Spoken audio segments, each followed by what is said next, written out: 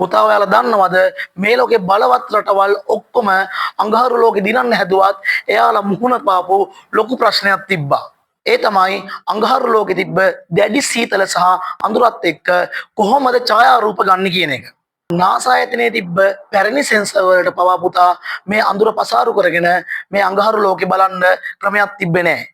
ඉතින් මෙයාලට ඕන වුණා අභ්‍යවකාශයේ තියෙන සෙල්සියස් අංශක ඍණ 200ක විතර උෂ්ණත්වය මැද වුණත් පහසුවෙන් ඡායාරූප ගන්න පුළුවන් ක්‍රමයක් හොයාගන්න.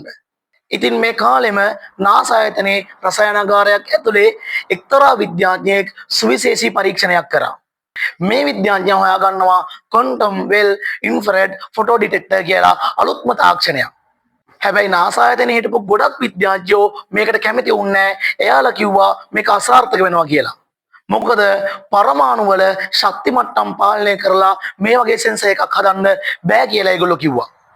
හැබැයි මේ විද්‍යාඥයා එතනින් නැවතුනේ නැහැ. මෙයා දහස් වතාවක් අසාර්ථක වුණත් මොකද කරේ තමන්ගේ රසායනාගාරය ඇතුලේ ජීවිතයත් මරණයත් අතර සටනක් කරගෙන අභ්‍යවකාශයේ තිබ්බ සීතල පෘථුවිය මත මේ විද්‍යාඥයා නිර්මාණය කරනවා. එහෙම නිර්මාණය කරලා තමන්ගේ උපකරණය පරීක්ෂා කරනවා.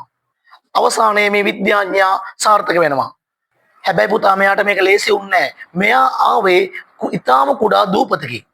ඉතින් මේ දූපතේ ඉඳන් ආපු මේ විද්‍යාඥයාට අනිත් රටවල් වල විද්‍යාඥයෝ hina වුණා. කවදාවත් මේක කරන්න බෑ කිව්වා. මෙයාට අඩුම තරමේ අවශ්‍ය ප්‍රතිපාදන ටිකවත් හරියට ලැබුණේ නැහැ. හැබැයි අවසානයේ ඔප්පු වෙනවා මෙයා හොයාගත්ත මේ තාක්ෂණික ඇස එතෙක් තිබ්බ සියලුම සෙන්සර් වලට වඩා දහස් ගුණයකින් සංවේදී කියලා.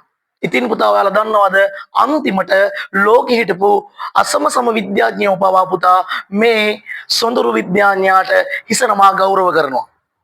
ඉතින් පුතා මේ කවුරුත් නෙමේ ඔයාලා හැමෝම දන්න මේ පුංචි ශ්‍රී ලංකාවේ කුරුණෑගල යග්ගපිටියේ ඉඳන් නාසා එකේ ප්‍රධාන පුටුවකට වෙනකන් ගියපු මහාචාර්ය සරත් ගුණපාල මහත්තයා. ඉතින් අපි හැමෝම ආඩම්බර වෙන්න ඕනේ නැද්ද?